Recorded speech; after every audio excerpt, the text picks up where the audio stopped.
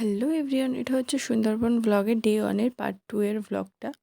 তো খাওয়া দাওয়ার সময় তো বৃষ্টি হচ্ছিলো, আবার রোদ উঠেছে। তো এই জায়গাটায় এত স্রোত, এত হাওয়া, এত সুন্দর লাগছিল জায়গাটা যে কি বলবো। কিন্তু কিছুটা যেতেই আবার আমরা বৃষ্টির মধ্যে পড়লাম। পুরো আকাশটা এরকম কালো মেঘে ছেয়ে গেছিলো, কিন্তু তবুও খুব সুন্দর লাগছিল।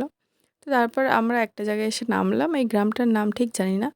এখানে একটা অনেক পুরনো বনবিবির মন্দির আছে, তো সেখানেই এখন যাচ্ছি। তো আকাশটা দেখো এত সুন্দর লাগছে, দুই পারে জল, মাঝখান দিয়ে রাস্তা। সবার আগে আমি আর কৌশিক বেরিয়ে গেছি, কারণ আর সবাই আমাদের পিছনে, আমরাই সবার ফার্স্ট। এত ভালো লাগছিল হাঁটতে এই রাস্তাটা দিয়ে, দেখে মনে হলো আরও জল ওঠে, মন্দিরটা ডুবে যায়। তো এটা নাকি 200-300 বছরের পুরনো একটা মন্দির। তো ওখান থেকে ঘুরে এসে আবার বোটে উঠে গেলাম, এবং তখন হঠাৎ লক্ষ্য করলাম যে রেইনবো উঠেছে।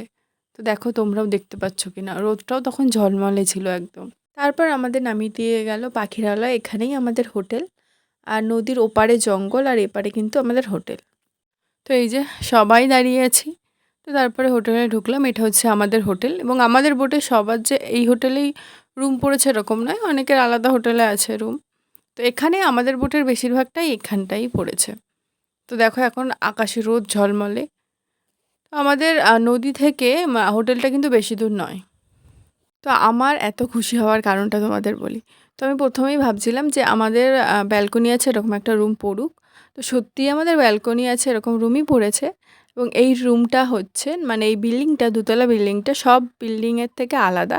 তো বিল্ডিংটার নিচের তলায় হচ্ছে একটা রুম, আর উপরে একটা রুম, আর তার উপরে ছাদ আছে। তো আমরা আছি দোতলায়, দোতলার উপরে ছাদ। তো আমি সেই জন্য আরও বেশি খুশি হয়েছিলাম, এবং নিচের তলায় এখনও কেউ আসেনি আপাতত। তো এটা হচ্ছে বাথরুম, এবং বাথরুমটা কিন্তু গোছানো, খুবই সুন্দর, পরিষ্কার পরিচ্ছন্ন। তো খুবই পছন্দ হয়েছে আমার রুমটা। তো একটু রেস্ট নিলাম, তারপর সন্ধ্যেবেলা বেরিয়েছিলাম যে দেখতে যে বাজারঘাট কীরকম এখানকার। তারপরে এদিক ওদিক ঘুরছিলাম, এখানকার বাজারঘাট কিন্তু যথেষ্ট ভালো, যেরকমটা ভেবেছিলাম সেরকমটা একদমই নয়। তো ফুচকা খেয়েছিলাম, খুবই ভালো ছিল ফুচকাটা। তো তারপরে সন্ধ্যের টিফিন দিয়ে দিয়েছিল আমাদের হোটেলে এসে, চাউমিন ছিল আজকে।